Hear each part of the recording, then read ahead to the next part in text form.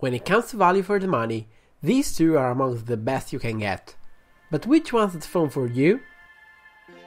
Design is what gives you the first impression of a new device, and we have two really different approaches here. On one hand, the slim and elegant Idol 3, on the other the thicker but also more rugged Moto G. While the latter sports a solid band around the sides, a replaceable back cover and a waterproof build, the Idol 3 offers none of that. If you value style and weight more than functionality, the phone from Alcatel is your choice, being thinner, lighter and more compact. On the other hand, the Moto G delivers a much more substantial feeling, especially thanks to the solid band, and I wouldn't be as worried to drop it.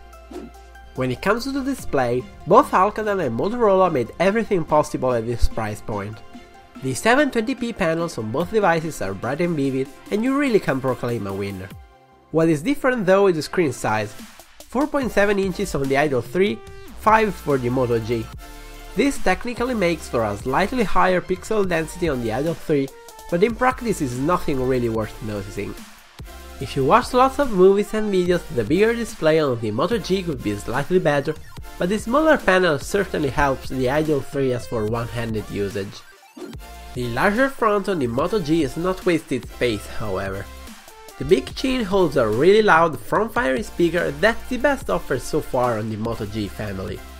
It's somewhat strange that Motorola didn't keep the two speakers from the previous Moto G, but as for sound quality, no complaints here.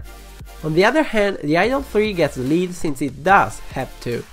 The JBL front-facing speakers on the Alcatel handset are louder, are stereo, and they sound really good. Performances on both devices are simply unbelievably good. Both of them sport the quad-core Snapdragon 410, but the Moto G adds a half a gig of RAM if you go for the 16GB of storage model. However, everyday usage shows that the actual difference is marginal at best. They open apps fast, they easily switch between them, and stutter is a rare occurrence in both cases. Gaming on the Moto G is really good with almost everything you throw at it, but the Idol 3 does not lag behind. Something that improves performances by a lot is the almost stock version of Android on both handsets. However, none of the two companies has lost the opportunity to include some goodies inside. While on the Moto G you'll find incredibly useful stuff like Moto Display, the Idol 3 has a couple of tricks up its sleeve too, including the reversible screen and the double tap to wake. In both cases, the little bits of customization do not influence performances, but instead they add value to an already pretty complete package. It's hard to say which one's faster, as they come up really close in both multitasking and opening times, but the Moto G generally feels a little snappier. While none of the two sides offers quick or wireless charging, and none of the two has a swappable battery, the close to stock version of Android on both handsets helps with an exceptional battery life. In both cases you can use the phone all day long with no worries, but the Moto G takes the lead with a superb screen on time that reaches even 6 hours with moderate usage. However, add a bit of gaming and browsing and you can realistically pull out 4 hours of usage from both phones.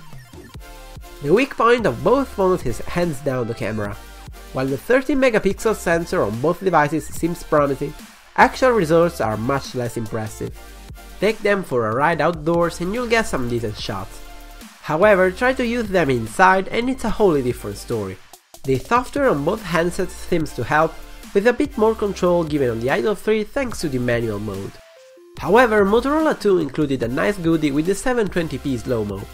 It may not be as impressive as the one found on the latest flagships, but having it is always lots of fun. In the end, none of the two shines as for image quality, and the minor differences lead me to call this a tie.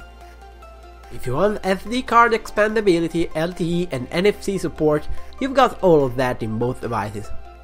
While budget phones generally cut on chips, there's nothing lacking on these ones, which means you'll be able to surf the web at the highest speeds and also enjoy the comfort of Android Pay as soon as that comes out. Finally, pricing. On Amazon.com, the 4.7 inches Idol 3 starts at $180 for the 16 gigs. The Moto G on the other hand goes for $179 for the 8 gigs model and $229 for the 16 one.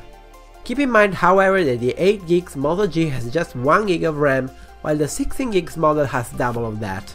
If you choose to go with the Moto G, we warmly recommend you to opt for the 16GB model, which doesn't cost too much more and comes with double storage and double the RAM. At the end of the day, you can't deny that these are both amazing pieces of tech for the price. Excellent everyday usage, excellent battery, nice screen and audio, and just the inconvenience of an underpowered camera.